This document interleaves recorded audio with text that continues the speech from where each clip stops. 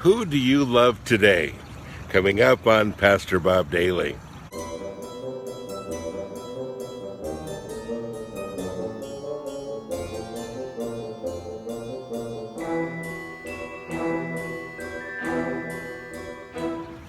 When you're asked who do you love, you usually think about your girlfriend or your wife.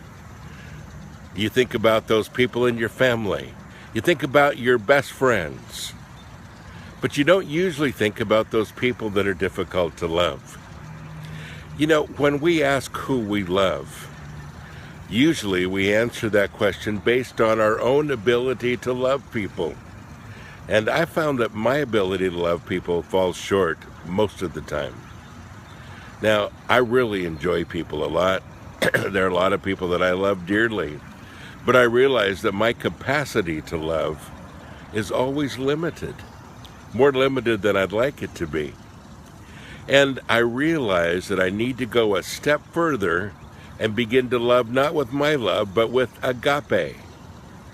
It's a word from the Greek that means God's love, agape love, unconditional love. And that's where it really makes the difference. You know, when I was growing up, we used to sing a song that says, "We are one in the Spirit, we are one in the Lord." And then it would end by, "They'll know we're Christians by our love, yes, they'll know we're Christians by our love." Great song, I still love it. Except I don't think it's always true. You know, the church has learned how to hate pretty well these days.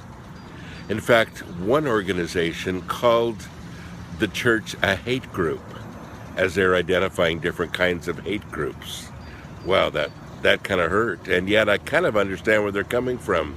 We've learned how to hate certain individuals, certain things, and we have a longer list of things that we hate than things that we love sometimes. We're upset about a lot of things. We're frustrated with a lot of things, and the more upset and frustrated we get with things that are going on around us, the more we seem to hate all of those things and all those people. And yet, the Bible tells us to begin to love unconditionally. And something begins to happen when we do that. We start to love the people that are not necessarily easy to love. We start having a capacity that is beyond our own. And people begin to identify us not as a hate group, but as a group who dearly loves people. But here's what I want to ask you today. Who do you love? And it's a really important question. And if you're saying, well, I love my family because they're easy to love my spouse because they're sometimes easy to love, I love my best friends because they're mostly easy to love, not a good answer. Who do you love that's kind of outside of your box? Who do you love that's more difficult?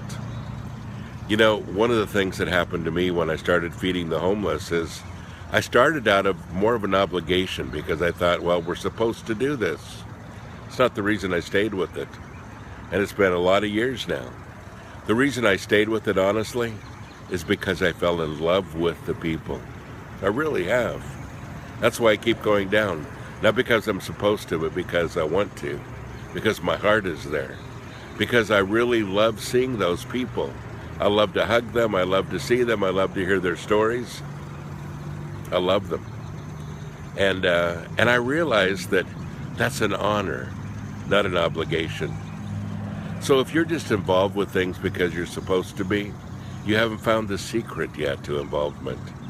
And that is to allow God's love to love through you and to love unconditionally. It's the greatest thing that ever happens to us. So, who do you love today? Think about it. God bless you. Have a great day.